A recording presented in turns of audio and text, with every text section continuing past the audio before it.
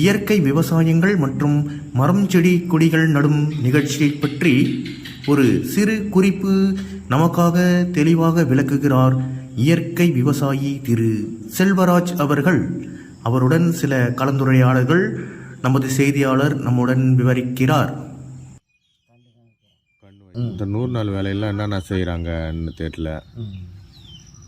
உங்களுக்கு எதாவது தெரியுமா என்னென்ன செய்கிறாங்க 100 நாள் வேலையில்? கண்ணு வைக்கிறாங்க. என்ன கண்ணு? மாங்கன்று, பெலாங்கன்று. மாங்கன்று, பெலாங்கன்று. வேறு இந்த நான் எனக்கே சொல்லிட்டேன். இந்த மாங்கன்று பெலாங்கன்று வைக்கிறதோட இந்த பழங்காய்க்கு பேர் இந்த சீப்பு இந்த ட்ராகன் ஃப்ரூட்டா? Dragon fruit.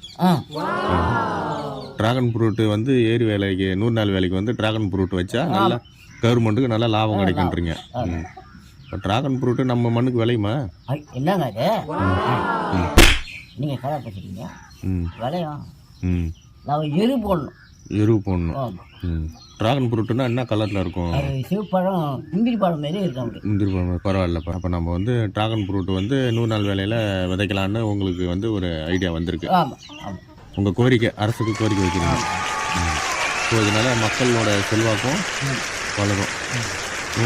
மந்திரியே சொல்லிட்டு என்னன்னு அந்த கண்ணை வைக்கணும். ட்ராகன் ஃப்ரூட்டு கன்று வைக்கணும்னு மந்திரி சொல்லிக்கிறாரு. மந்திரி வந்து முந்திரி கன்று வைக்கணும்னு சொல்லிட்டாரு. ஆமாம், அதை புளிக்கடாக்கி முந்திரி கன்று வைக்க அப்படின்ட்டு அது வச்சுக்கலாம். ட்ராகன் ஃப்ரூட்டும் வச்சுக்கலாம். ஆமாம்.